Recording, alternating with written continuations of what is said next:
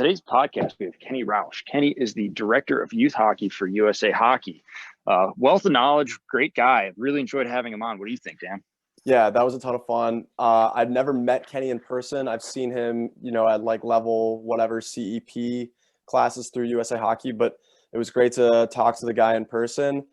We had a great conversation. We talked about a lot of, I would say, timely topics given the scope of youth hockey today. We dug into, my hockey rankings and all kinds of kind of hot button topics that USA Hockey is, on the forefront of every day. So really enjoyed it. What'd you take away, Greg? I really enjoyed how he thinks about the game and making sure that you allow failure in the game. I know it was kind of in the background, but it was a great theme that was constant, was allowing your kids to be in positions where you know that they're probably going to struggle, but in that struggle, they're going to figure out how to do it. So I thought that was great. And then just the little details of how USA Hockey is partnering with other countries. I really enjoyed that and bringing the best ideas back to the States. Yeah, that was cool. His collaboration with different federations around the world, really inspiring stuff. The other thing I'll say too is, if Kenny himself, who's a coach and the director of youth hockey for USA Hockey, if he's not concerned with wins and losses, then, nobody should be. Coaches really at the youth level should not be concerned with like a Sunday afternoon game. It's so much bigger than that. And, developing hockey players is much more important than finding a way to win a 2-1 game.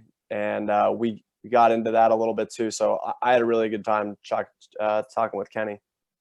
I couldn't agree more. I could hear more stories about his Bantam B team than an NHL coach talking about his team any day. He's a great storyteller. So let's jump into it. Here we go. Our episode with Kenny. Well, thank you, Kenny, for coming on to the podcast. Excited to have you on board here. I know you've been a big deal at USA Hockey, behind some of the biggest changes that have happened in the United States, and I would say for the better. So thanks for coming on. Oh, I appreciate it. Love talking hockey. Love talking about some of the topics we're going to dive into today. Yeah, absolutely. Excited to do so. But before we get going, maybe give a quick 30-second background on yourself. You've got it's going to take way longer than 30 seconds. I know, but I'm going to say 30, assuming that we'll probably do 2, 3, maybe 5 minutes. But it's pretty awesome how you walked on to BU and then got into coaching from there.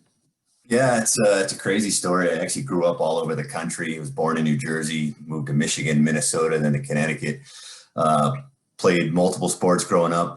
Through high school, I played tennis, hockey, and baseball. And believe it or not, baseball was my first love and wanted to be a college baseball player, but lived in the wrong part of the country, being in the Northeast. A little tough to get recruited by baseball teams, and had a player on my high school team named Adam Fitzgerald, whose dad is part of obviously the Fitzgerald family. There's a Fitzgerald Award at Boston University. He asked me one day if I'd be interested in BU. I said, honestly, never really even thought about it. And, college hockey wasn't quite on my radar yet in my junior year. And then my senior year, I'm like, yeah, I'll go up and take a look. And went to just go visit the school on my own and just absolutely fell in love with it. I love the city atmosphere, what some people would call lack of campus. I call the campus of Commonwealth Avenue. I even hunted down Jack Parker to meet him while I was there, and got back in the car, and my mom just looked at me and said, "So this is where you're going to go to school?" I'm like, no, she could just tell. I just wanted to go there to go to school and give it a try. And after talking to Coach Parker, it was the year after they lost the triple overtime game in Northern Michigan, and I want to say they had 11 seniors. Tony Monty was signed a contract. Trying to think who else signed a contract, but that's 12 guys gone. Sean McGeckern, Scott LaChance made the Olympic team, and the heavyset freshman that they didn't expect to make the Olympic team named Keith Tkachuk made the Olympic team. So all of a sudden there's like 13 spots open and one that they hadn't recruited for. And so I was one of, Coach Parker told me, yeah, come give it a whirl. You can give it a try. You can be the next Chris McCann. And Chris and I actually still stay in touch. He was a true walk-on at BU. And so there was about 7 kids that were trying out for that last spot that was vacated by Keith Tkachuk. And I went through the preseason dryland training, and then we started on the ice, and 2 days into practice, 1 kid's missing. 3 days into practice, another kid's gone. 4 days into practice, there was another kid gone. and so forth. And on the sixth night, I think I called my dad and said, this is probably going to be my last practice, and expected to get the pink slip in my locker as well. And just Jack never said, don't come back. So I just kept coming back. And so I owe an awful lot to Keith Tkachuk, and we joke about it every time we talk. And then even just getting into the lineup, it took me till December to crack the lineup when, you go home for Christmas break, and Jack said, you can take an extended break. I don't see you getting into the lineup anytime soon. And lo and behold, I think 3 guys got injured. We had 3 guys make the World Junior team, and I can't remember who the player was, but someone got hurt on the World Junior team in December of 91, and they called up Mike Prendergast. So as we're headed into the Dartmouth tournament, we're down to 11 forwards, and I get a call on Christmas Eve from Coach Parker and says, hey, can you make it up to Dartmouth? And I was like, all right, seriously? So yeah. So my family and I got in the car, drove the 2.5 hours, whatever it is, to Dartmouth, got there the day before, practiced, played on the line with Mark Bavis. So Mark and I were extremely tight. John Pratt, and triple overtime win in our first game, and I had 2 assists. So I wouldn't say that got me in the lineup permanently, but it got my foot in the door, and I just kept putting my foot in the door. And next thing you know, 4 years later, win a national championship there. So it's kind of a fun story. And even played a year of baseball my freshman year at BU. So one of very few guys, I would say. I've done the Boston trifecta. I've scored a goal in the Garden, the old Garden, got a hit in Fenway, and I ran the Boston Marathon. Wow. That will never be beaten, right? Never, ever. No. That's like Gretzky's 50 goals in 39 games. It's not going to happen. Something I'm proud of. It's kind of a neat thing to be able to tell people. That is awesome. So how did you make the jump from there to USA Hockey? So obviously finished my playing career and tried to play a little bit, and played some minor hockey. Lasted about a month. I was a little banged up, very unhappy, just wasn't having fun, because you quickly realize you go from a group of 25 or so guys in college that are like brothers and family. Then you go play pro hockey. And for me, it was, the individualism was very real, right? It was not the family atmosphere. Guys were looking out for themselves, and which is normal, right? It's a business. And it's just, I wasn't having fun. And I always told myself, when the game stops being fun, it's time to just play. And knew I had a short crack, and, who knows if I would have stuck with it, who knows what would have happened, because I was in camp with the Atlanta Knights in the IHL, got sent down to Nashville, and Nashville was not the town that it is today. Believe it or not, Nashville was not quite redone yet. And I got sent down with 2 kids by the name of Harry York and Glenn Metropolitan, who both went on to play long NHL careers, especially the Metro. Metro might even still be playing. But for me, I just wasn't having fun and didn't know what I wanted to do. Went back and talked to Coach Parker and said, what are you doing next year? And I don't know. He said, well, why not you be our volunteer coach? And next thing you know, I'm into coaching. Coached a year there, coached a year at Colby College, and then a couple of years at Niagara University.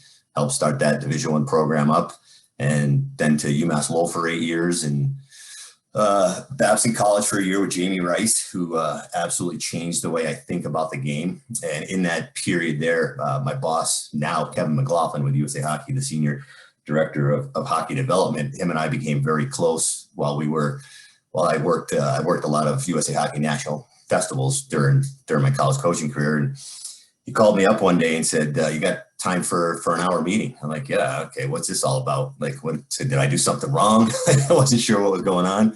So went and met him at the Boston airport, whichever hotel it was, might've been the Embassy Suites there at Logan Airport, and sat down with him and Ken Martell. And I think I was the 3rd or 4th person that they gave a presentation to about the American development model.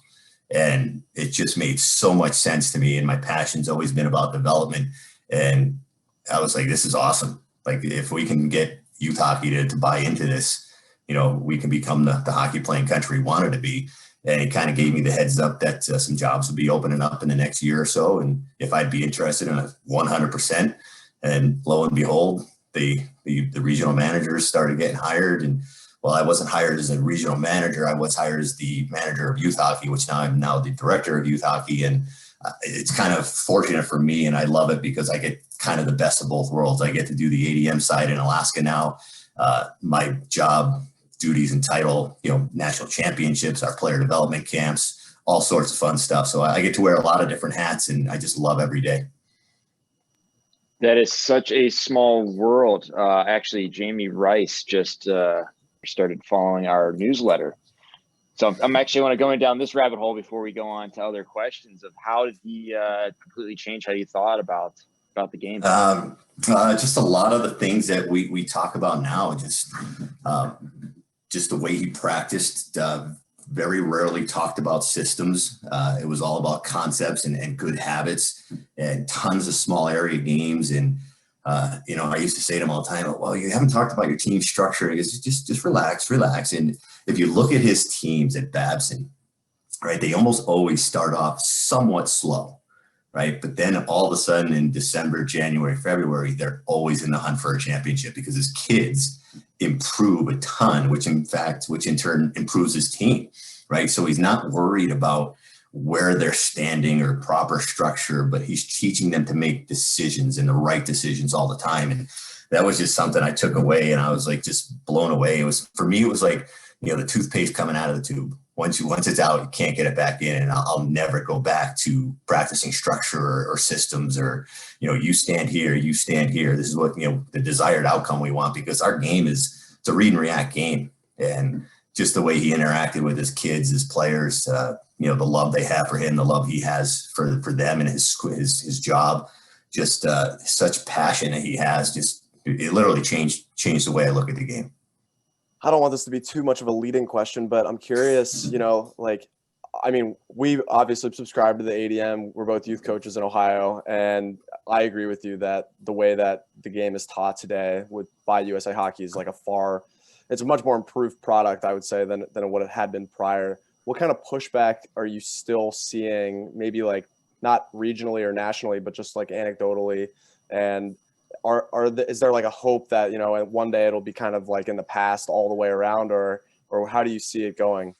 Yeah, it's going fairly well. You look at our the players that we've developed, they're starting to develop now that have come through this for 6, 7, 8, 9, 10 years. Now we're not fully there yet, but what I like to say, we're 100% of where we'd like to be. Absolutely not. There are still people out there that think 8-year-olds need to play full ice hockey, which is absolutely crazy in my mind. I don't think 10-year-olds need to play full ice hockey. And you look at some of the things Sweden is doing, and we can get into that a little bit later. But for me, I would say about 90% of the country at 8U is humming along really well, right? They're buying in, we're playing the small area stuff, and kids are getting better. Kids are staying in the game more. We're obviously growing the game now this year, but obviously with COVID being a different thing, our numbers are down a little bit. But, for them to only be down a little bit is amazing, right? But every year in the last 10 years, we've grown, right? And that's something almost no other sport can say. So that part of it is awesome. What we as a hockey group like to say is it kind of gets off the rails a little bit at 14 years old, where coaches think we need to start teaching systems and develop early and specialize and win, right? Because they think winning is a market development, and it's really not. So it's a little bit of where we get off the rails, but there's still, that being said, there's still a lot of people doing a lot of great things. So why do you think at 14U is kind of an area where kids fall out of the game a little bit? I mean, maybe this goes down to why kids play the game in the first place. Is it to go to the NHL, or? There are certainly some parents that sign their children up because they think they're going to make it to the NHL or the Olympics on the women's side or whatever it may be. But the reality is kids play the game because it's a fun game, right? That's what it's all about. And it's okay to have that dream, right? We want kids to dream to play in the NHL as early as 6, 7, 8 years old, right? Just like, we don't want kids in school and tell them, you'll never be a doctor, right? Who knows? We don't know what kids are going to become. So we want them to have the dream. What I always like to say is be careful of chasing the dream and ruining the experience, right? Having a dream is awesome, but if you chase it and you're always chasing something better, that's where things go off the rails. And it's just let kids play, let them develop at their own rate. And if it's meant to be, it'll be meant to be. And, hard work and desire, those things come in at later ages, but we have to foster the passion early on, because if they don't have the passion, they have no chance of becoming a world-class or elite player. And us as youth coaches, our number one job, believe it or not, is to make sure that player comes back the next year, right? You never want to be a player's last coach. So 8-year-old coaches, your job is to make 9-year-old hockey players. Coaching 9-year-olds, your job is to make 10-year-old hockey players and on up. On the 14, so I coach a Bantam AA team. I'm curious, like, what you think is the threshold for teaching structure at all, or where do you draw the line on it? I'm just curious, like, where you're. Yeah, it was one of my most fun years of coaching Bantam hockey, and again, I'm gonna give a lot of credit to Kevin McLaughlin. When I moved here, his son was, I think, 8 or 9, so I got in charge of coaching at that age group with Kevin. So I was coaching the 8-year-olds and the 9-year-olds. So I coached a group of kids, or I shouldn't say we coached a group of kids starting at 8, 9 years old in house hockey. Saw them go all the way through high school hockey, and some went on to play college club hockey, believe it or not. And so when we coached Bantams that year, we'd done all house hockey stuff. We get the Bantams, and they have the AA team and an A team and a B team. And they asked me to be the Bantam B coach. I'm like, oh, okay, here we go. Right. I don't really feel like traveling. I don't want to go to Denver. Like, I don't want to drive all over the place. It's just, I didn't have a kid involved, but I love coaching kids, and I love, like I said, development. I'm like, you know what? We're going to treat this like this is our Petri dish. We're going to experiment. So what we did is we took every kid who was trying out for the Bantam Bs and put them into the house program. So we doubled their ice immediately. So now those kids were getting the same amount of ice touches as the AAs, because typically, right, the AAs might have had 80 practices, the A's might have had 60, the B's get 45, and the house kids get 40, right? So we took the B's in the house, mixed them together. We said, we're not picking a team until December 31st, right? Where you have to have that finalized roster. But what we did was kids who deserved to play that weekend on the travel team played on the Bantam B team. And we had very limited positions up until 12. They didn't even have positions. It was the next 5 guys out, pick what you're playing, don't play what you played last shift. But now at 14, 13, 14, some kids get to figure it out. Like, we had one kid who was like, I actually like to defend, so I want to play defense. Awesome.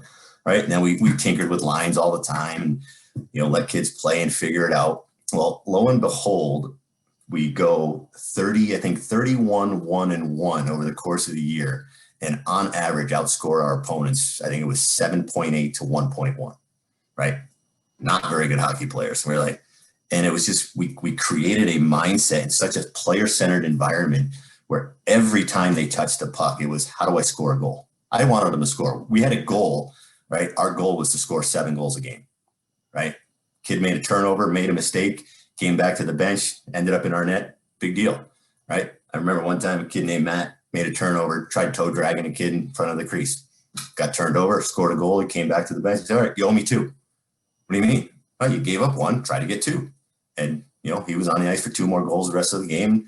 We did, right? So we tried to double up our opponents, right? We didn't run up. We wasn't about running up scores, but I am under the auspices that kids want to score goals, right? I'd rather lose a youth hockey game 8-7 than win 2-1, right? Winning, losing, not on my mindset. And it actually drove a lot of the parents crazy with our first parent meeting when I said, I believe it or not, I don't care if we win or lose. It's not to say that I don't like to win. I hate to lose. I don't care. And because I didn't care, I finally became a good hockey coach. Well, this sounds like you might go in with the Starman story about how you told him he's not allowed to let his team ice the puck ever. So I'm assuming that may have come out of that Petri dish. That was absolutely it, right? It even as at Bantam hockey, and Bantam, it's Bantam B. It's not a high level. People say whatever you want, but I even do it with our high school team. See, we work so hard to get the puck. You only have the puck on your stick for less than 60 seconds a game. Why throw it away, right? And again, I don't care if you turn it over and make a mistake. Learn from it, right? So if you try to toe drag and it didn't work, maybe it'll work next time, or maybe instead of the toe drag, you think about passing to an opponent or passing to one of your teammates. So yeah, it's my number 1 rule with youth hockey is do not throw the puck away. Now, that's not to be said you can't put it to space, right, with a purpose, but everything's done with a purpose. Never throw the puck away, period. And I think he thought I was crazy at first until I think he started having his teams do it. That's awesome. I want to go back to your comment about, not to say that you don't care about like you'd rather win than lose, obviously, but like one individual game is not going to make or break it. And I totally agree with that. And I think that you're right that it's kind of a hard sell with parents from time to time. Do you think that there's like on a continuum development and games and there's like a happy medium where like that we can find this balance, or are by definition when we're playing games where, like at some point the rubber meets the road and like a lot of coaches are going to have to make a decision, like, am I going to develop this kid or are we going to try to win this game? Like, how do you reconcile those two things? To me, in youth hockey, it should never come down to that, because youth hockey is youth hockey, right? Yes, unfortunately, some coaches do get paid to coach youth hockey, but the reality is, right, such an infinite, such a small amount of kids are going to get to the next level, whatever you want to consider the next level. Even junior hockey, like, you have the best tier 1 18 or 16U team in our country. Not every kid is going to play junior hockey, period, right? And we know they're not going to all play college hockey. We know they're not going to all play pro hockey. So my thinking is why not give every kid a chance? Because you just don't know, right? Look at the Bear Hughes story. I don't know if you guys are familiar with Bear Hughes. I don't think so. Was drafted this year as a kid from Idaho, right? Played midget house hockey as a 16-year-old in Idaho, believe it or not. So obviously you got to think the level's not great, right? So he's playing 16-year-old midget rec hockey and probably the best player in the rec league, which is awesome. And he says, he goes up to the Coeur d'Alene Academy for a year, and not a bad little player, right? Kind of just developed at his own rate. Then he goes to Spokane and plays a year of, I think, 18U hockey there. Which Spokane's right across the state border, and then signs with the Spokane team in the WHL as a 19-year-old or an 18 or 19-year-old, plays a year and does really well. And he gets drafted as a 19-year-old. 3 years prior, he's playing house hockey, right? So if we think we have to really worry about winning, or if that's what you're all about, that's fine. But the reality is, in my opinion, youth hockey coaches should be about development of every player, not just winning games. And winning becomes a byproduct of it, right? Like for me, I go back to those 2 years where we coached with Bantams, 2 different groups, by the way, 2 completely different groups of kids, almost identical numbers the next year. It was scary. Like, it was absolutely scary. And like you said, it's not that I don't care about winning, right? I want the kids to win, right? I've yet to meet the 2 kids that I said line up, even at 8 years old, and my little guy's one of them, say, all right, we're going to race to the stop sign. No kid says, I hope I finish second. They all want to win. But it's how we go about winning. That's the important part as youth coaches, right? Because we can manipulate games as youth hockey coaches. I can sit my worst players. I can overplay my best players. I can tell my kids not to make decisions, and I'll win hockey games. But at the end of the day, that's not a good environment for them, and it's not making them better hockey players. Totally agree. One more on this kind of line of thinking. I've got a question that was not on the script, but I'm curious where you stand on it. Do you think that my hockey rankings is a good thing in a vacuum or a bad thing? I actually know the gentleman who runs it, and when he created it, it was for a good reason. Right. It was to try to find teams for his kids' team to play because they're kind of in the middle of nowhere. Right. But the reality is we actually probably do pay too much attention to it. Some people call me a hypocrite because, we at USA Hockey do lean on that a little bit to help pick our at-large teams for our national championships. But if you're scheduling and worried about that, that's where it becomes a bad thing, right? The natural falling of it is not a bad thing, right? It's kind of like the pairwise or whatever you want to call it in the NCAA, right? But you should play what you're supposed to play and let the cards shake out at the end. And if there's a computer system that would let us know that, it's not a bad thing. But to cater your development and schedule because of that is what makes it a potentially bad thing. Hopefully that makes sense. Makes sense. I agree, by the way. Going back slightly here, I'm curious because I've had some discussions with some youth coaches, and one currently talking to, and he'll probably come on the podcast here. He's an ex-NHL player, and he's currently got his kid starting through the youth hockey system, and he's struggling with the idea of not having kids in positions because of parents saying, why is my kid playing defense this time? And also just like the kids, they seem clueless on certain areas. And it doesn't look pretty. And it's kind of that growing pains. And how good is it if you're playing at a sufficient level where it's really difficult for those kids and now they're dropped into a new position? I'm curious.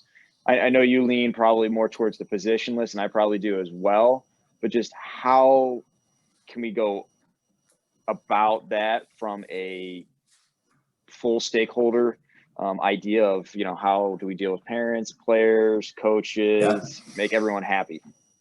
No, it's a legitimate question. And it's actually something that's near and dear to my heart as well, because I was one of those kids that played every position growing up in all sports. Playing D, being able to play defense actually saved my college career. As a junior, I was in the doghouse for a couple of games and a couple of defensemen got hurt. So I can play some D.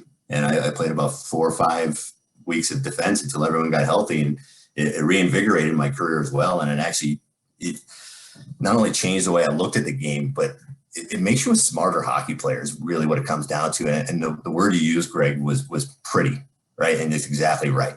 Right? It's not pretty if we don't, right? It's just like practice. If you want to actually practice for what the game asks of us, practice should not be pretty, right? We shouldn't have the predetermined routes, the full ice flow drills, right? Yeah, that looks good. It looks clean. Mom and dad think it looks nice, but it really doesn't help them become better hockey players. And, the positionless thing to me is we need to create hockey players first. And it's easy to learn position later in life. You look at so many good hockey players, the Drew Dowdys, the Bufflins, the Rasmus Daleens that played multiple positions growing up, right? And you wonder why they can play in every situation, right? We originally came up with the term of positionless hockey, but I don't think it is positionless. I think it's more interchangeable positioning, and it's positioning, not positions, right? I actually had a great conversation with Martin Daleen, who's Rasmus's dad, and talk about what Sweden's doing now, right? 6-year-old, it's a sixth of the ice, 3-on-3. 8-year-olds, it's a quarter of the ice, 3-on-3. 10-year-olds, it's a third of the ice, 3-on-3. 12-year-olds, it's half the ice, right? They're not playing full ice hockey now until 14 years old, right? So they just create players who know how to play, right? And then as they get older, you can teach stuff with video, off ice, whiteboards, whatever it is, of where to be more, or the structure that we talked about earlier. But the reality is we need to teach kids how to play and think and make decisions, right? Our game is a decision-making game, not all right, let's call a huddle, 11 guys get lined up. All right, Greg, you run 7 yards, take a right, go 2 yards, go upfield. Daniel, you go 8-yard button hook, right? That's not our game. So we need to create kids who can play and read and react and learn to be hockey players, not left wings or right defensemen or whatever it may be. And you look at the way the game's played at the highest level now in the NHL, right? You're going to see 2 defensemen in the offensive zone potentially making a pass to each other below the goal line, right? My dad, who coached me growing up, his head would blow off because he'd be screaming at both of them to get back, right? We as defensemen, as kids, way back when, right? If I was the lefty, I couldn't go past the right post. I had to stay right in front of the net. Going up the ice, once I hit 180 feet, that magical blue paint, I had to stop. Let alone, can't even go, don't even think about going below the tops of circles, right? You're a defenseman, right? So it's not the way the game's played today. So why should we teach it that way? And I know it's a hard thing to give up control like that, but the moment you do and the moment you embrace it, it's like the shackles are free and it's awesome. That's cool. I want to follow up with your story about Rasmus Daleen. What was that conversation like with his dad, and how did that come about? It was fantastic. So it started this way. I was giving a presentation at Buffalo had the World Juniors a couple of years ago, and they had the outdoor game. And Chuck Gridley, New York's coach in chief, had a level 4 clinic going on and asked me to come speak at it. Gladly did. And I think the presentation I actually gave that day was on development myths and, the pitfalls of what we think actually make hockey players or athletes is not what we think. And I didn't even know Martin was there at first. So I give my presentation and I come back the next day because I know he's speaking. So I want to listen to him. And he was speaking on the Swedish development system. And like I said, how they structure things and how they play the game, all those things I just talked about, and how they don't keep standings until they're 13, 14, when they finally start playing full ice. No national championships till they're 16. And it dawned on me, and I'm like, holy crap, this is awesome. And I'm sitting here in front of what we know is going to be the number 1 draft pick overall next year, right? Now, the 200 some odd people in attendance haven't connected the dots that Martin Daleen is Rasmus's dad. And usually when I ask a question in a setting like this, I already know the answer to the question, right? Because I'm setting something up. This one I didn't. I just raised my hand. I'm like, Martin, out of curiosity, when did your son become a full-time defenseman? And he looks at me, he goes, last year. I'm like, okay, all right, I want everyone in attendance here to look at his last name and put the dots together, especially since we're in Buffalo and Buffalo has the number 1 pick. And all of a sudden, I just looked at the room and you could just see every jaw just drop. Like, oh my God. Like, yes, the guy who's going to be the number 1 draft pick next year as a defenseman has been playing full-time defense for 1 year. Is it not to say that he didn't play any defense growing up, but he played everywhere. He played forward, he played left wing, he played center, and you can tell, right? And so talk to him afterwards, and he's like, it's funny you asked that. And we talk about stuff, and he says, you know, I talked to my son about it, and sometimes he says, well, I line up at lefty.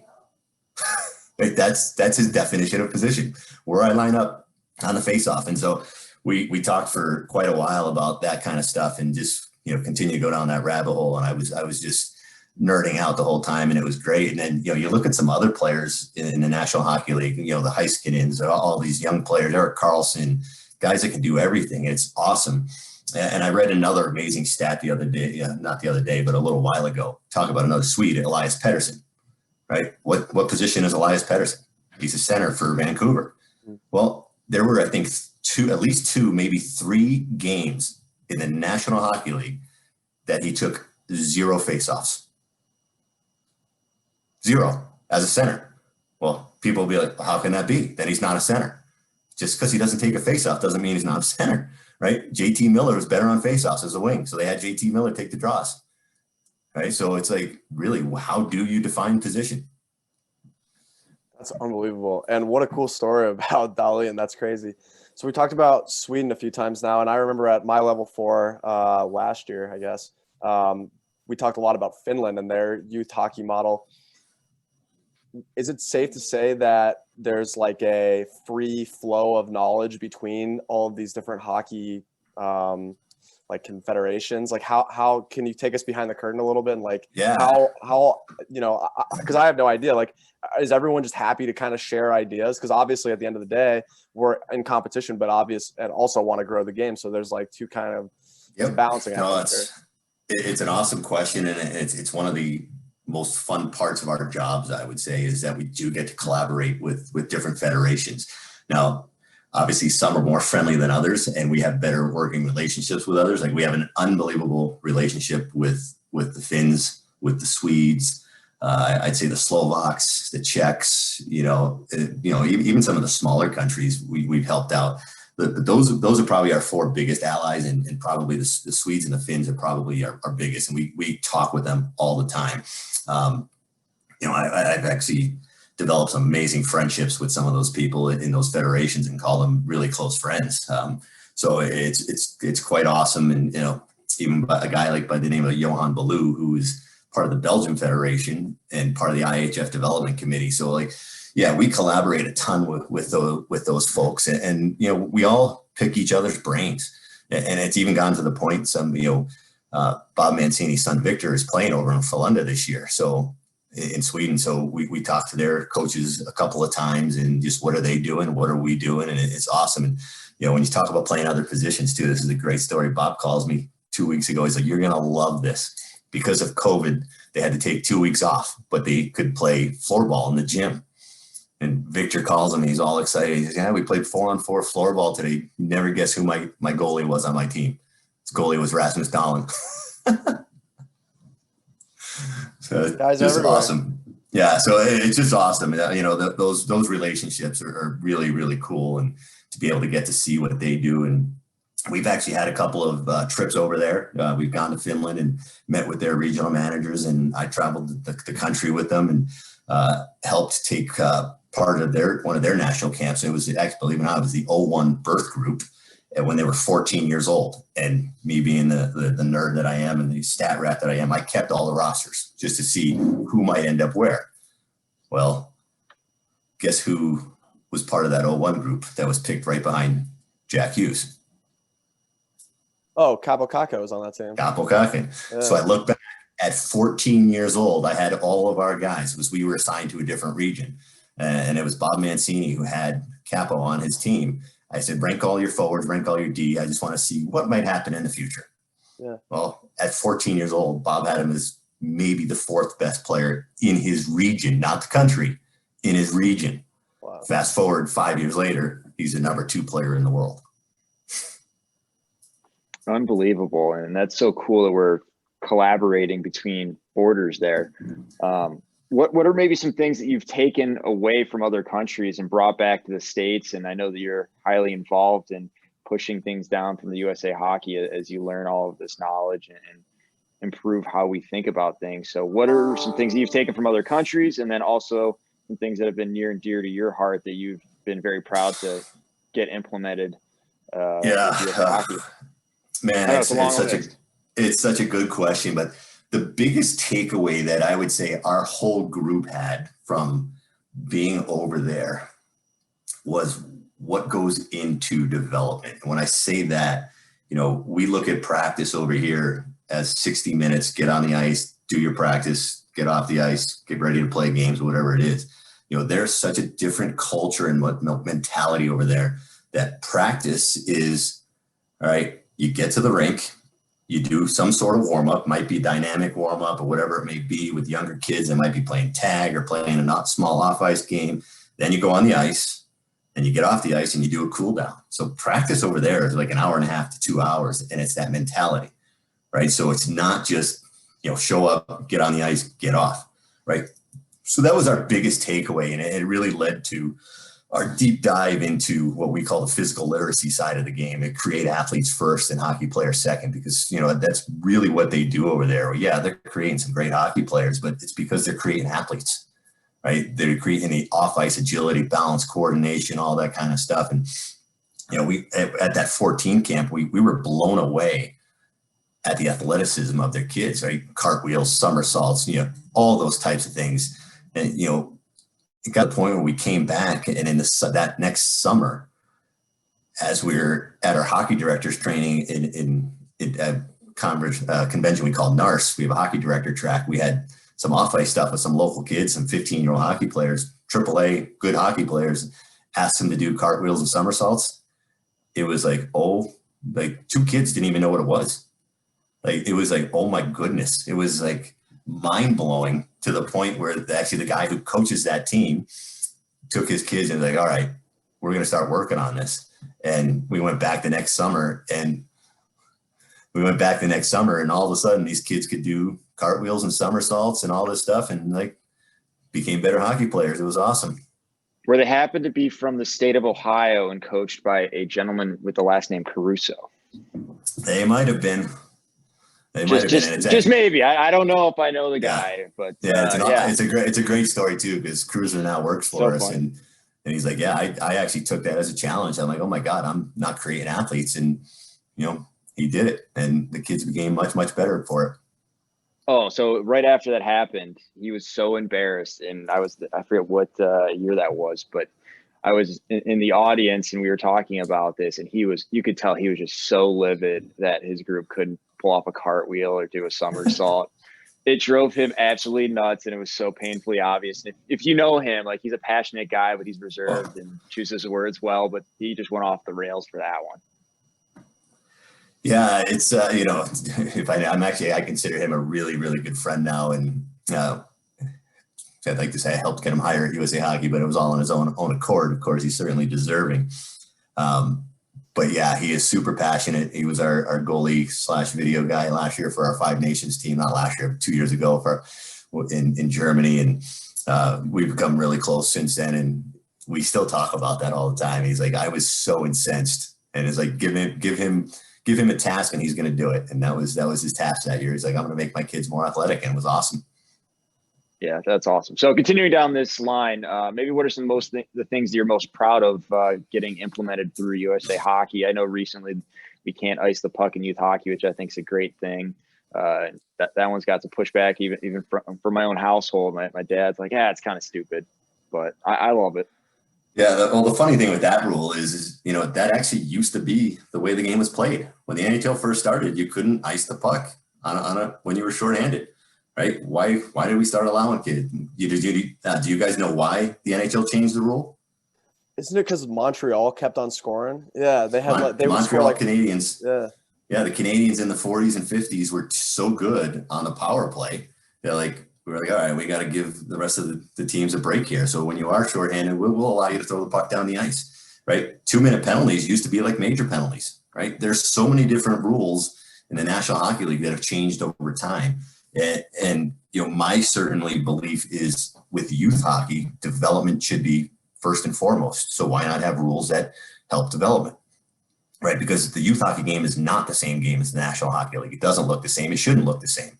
Right? The National Hockey League has a different rule book than college hockey. College hockey has a different rule book than the IIHF.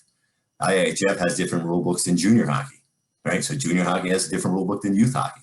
Just like in every sport, rules are different.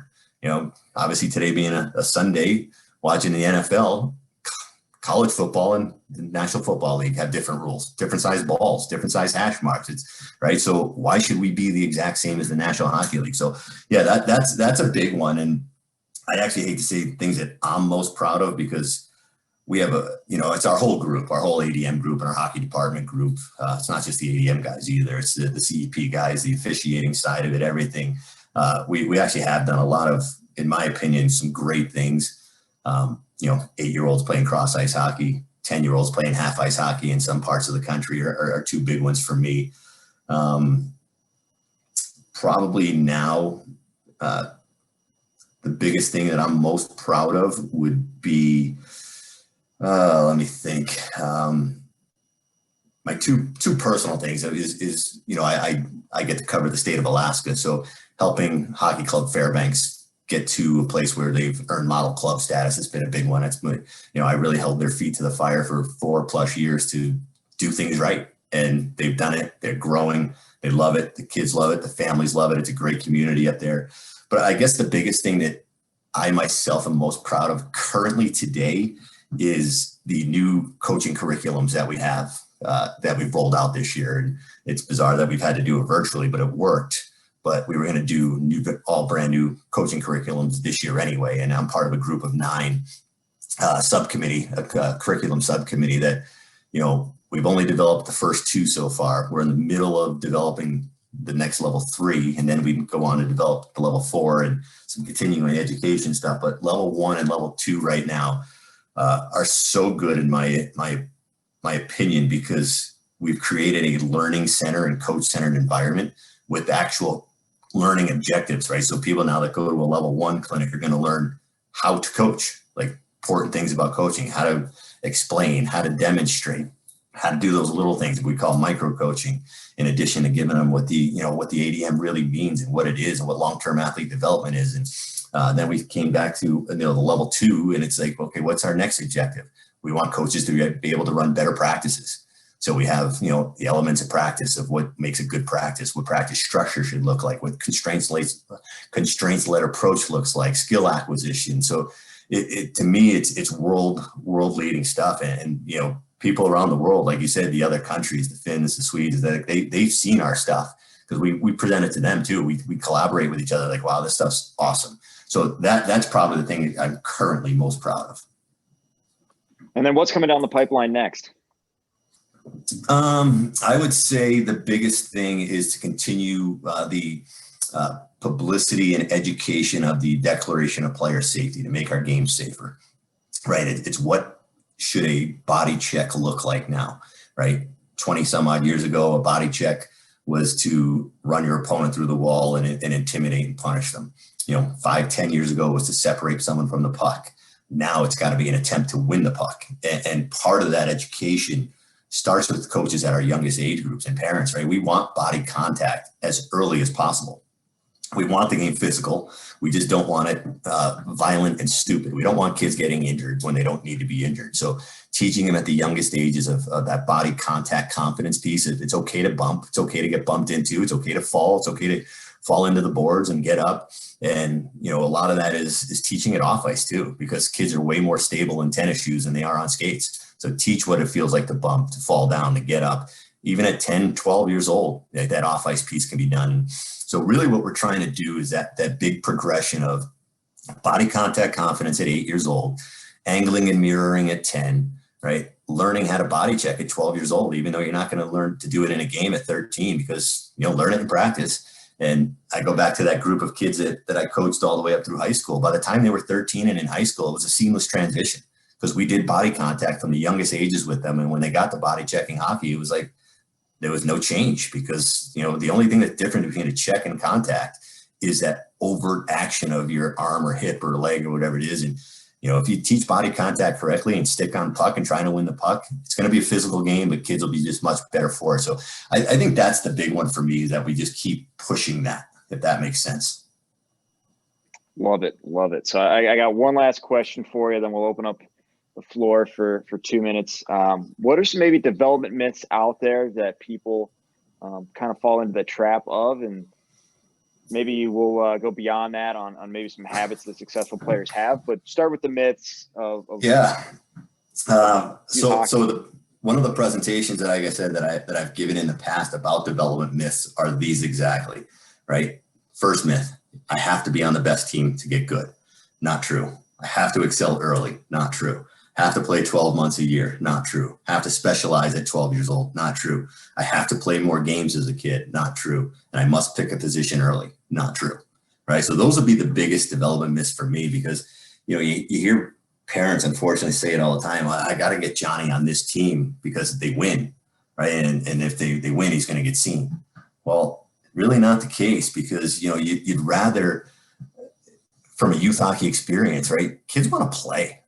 Right? They don't want to be the 12th forward on a 16U team and don't play special teams and don't do this and don't get the ice time, because you're guaranteeing that you're not going to develop, even though you're on the best team, right? So being on the best team doesn't really mean a lot. You don't have to win all your games, right? The ideal youth hockey season should be around 500. You got to learn how to win. You got to learn how to lose, right? Every game should be meaningful and competitive, right?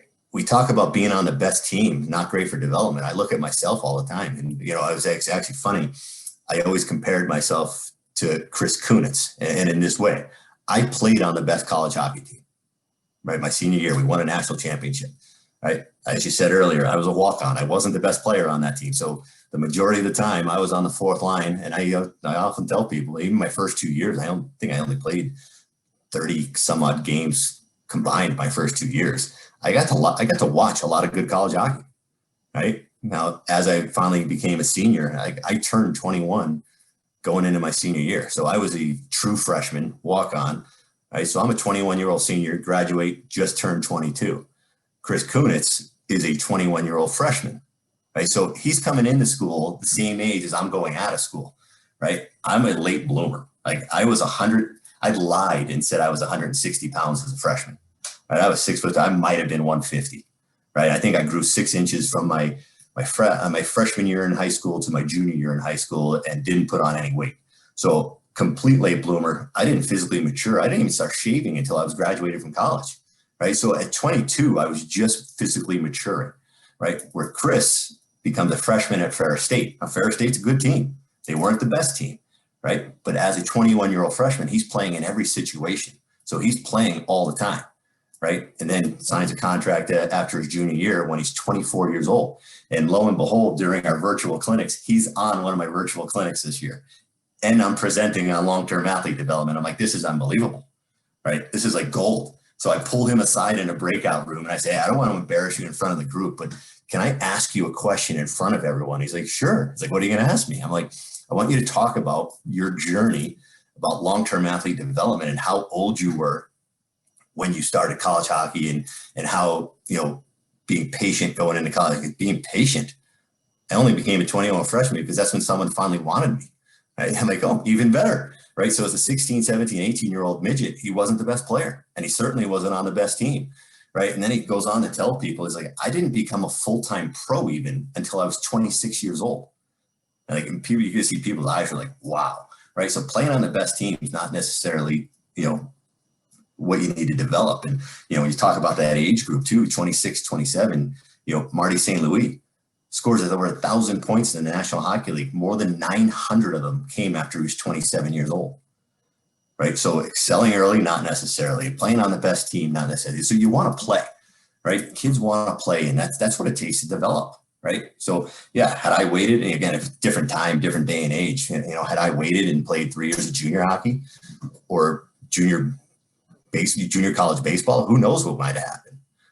But it is what it is. And I joke and tell people I'm here giving this presentation on long-term athlete development, and Chris Kunitz is riding shotgun with Sidney Crosby for a number of years and win a Stanley Cup ring. So, difference between being patient and long-term athlete development. It's normal. That's the other part of it too. People always say, oh, he's a late bloomer. Late bloomers are actually normal. We should actually call those normal people. Right? There's not a lot of LeBron Jameses. There's not a lot of Sidney Crosby. There's not a lot of Connor McDavids or Jack Eichels. And I hate to use this term, but I've heard it used before. They're actually freaks. They're abnormal humans, right? You don't walk down the street and see a lot of 6'8", 270-pound people as athletic as LeBron James. They're just not normal, right? You don't see as many people like Connor McDavid who can skate like the wind and handle a puck, right? So yeah, there's the occasional kid who's the superstar at 12 that becomes a superstar at 25, but they're not normal, and they're not many. They're called generational talents for a reason, right? So, and that's be my biggest, those would be my biggest development myths, if that makes sense. And it cuts across every sport, right? I get into arguments, and I'm sorry if I'm going down these rabbit holes. No, this is great.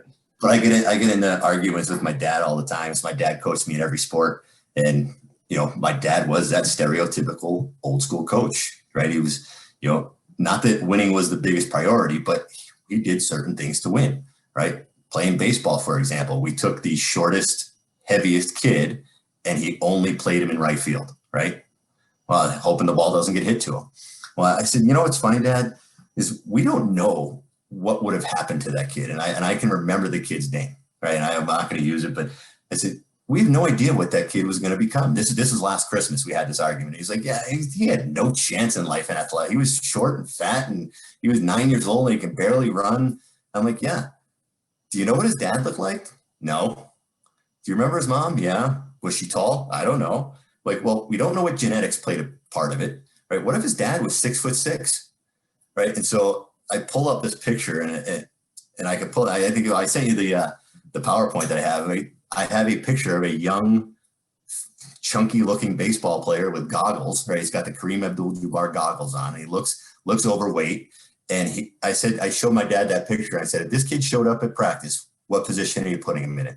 He goes, oh, he's a right fielder. He's a daisy picker. He's picking grass. I hope exactly. And then I showed him who it was. It's Noah Syndergaard. Right, Noah Syndergaard. and Noah put this on Twitter himself. And that's what I love about the Twitterverse. Right, people will tell you. Like, follow pro athletes. Most of them will tell you, I wasn't the best kid growing up. Right? I wasn't the best kid on my Little League team. The best kid on the Little League team is the biggest, strongest kid, right? Who could hit bombs. I remember in my Little League, the most feared player was a girl. I can't remember her name, right? Girls mature earlier. I was tiny. I was maybe 5 foot tall, 100 pounds. She was almost 6 feet tall and probably 150 pounds. And she hit bombs, right? So it's normal, right? I look at my own son. He's 6 years old now. He just cracked 30 pounds, right? So he's going to be just like me. He's going to be, at some point in his life, he's going to be 6 foot tall and maybe 120 pounds. He did something last year that probably I shouldn't say no other because it's normal. He grew more inches than he put on weight. Grew 4 inches, put on 3 pounds over the course of a year. So like kids develop all different rates, right? So we have to get to know, sorry, I'm going down the LTAD path, right? The chronological age versus developmental age, right? Plus or minus 3 years in either physical capacity, emotional capacity, and cognitive ability. And like, I know he's going to be tiny. I know it. Right? He's behind on the physical scale. You go to the doctor, you have his physical, he's in the less than 1 percentile of weight. Is what it is. Right? He's going to have to use his brain power to figure things out and solve problems, which again, why positions shouldn't come into play at younger ages, because I can't say, well, he's small, so he's going to be a forward, right? Who knows how tall he's going to end up being? I have no idea. All right, again, I'll go back to Keith Tkachuk. The last year we had Pee Wee Nationals at 12 years old. Brady's team was in it, the Junior Blues, and I remember Keith telling me, he goes, yeah, I am really worried about Brady. He is tiny. Like Matthew's bigger, can handle himself through youth hockey, you know, and Brady was the smallest player on his team at 12 years old, right? Now look at him now, 6'4" monster. Even at the NTDP, I think Brady put on three inches and probably 25 pounds. So like he was concerned about his size. I don't think anyone's concerned about Brady Tkachuk's size anymore. No, not at all. And a few NHLers know the wrath of that size now. Yeah, exactly. So yeah, good rabbit hole for me. And I love talking about it. I could literally talk about this stuff for years, for hours on end. Yeah, and I think that we should go down that long-term athletic development rabbit hole sometime in the future here. But I got to say, that's all we got for today. I think we covered a lot of ground and a lot of good stuff. And thank you for coming on. We'll give you 2 minutes to plug anything you want to talk about. And if you can give us a book recommendation, we'd love that as well.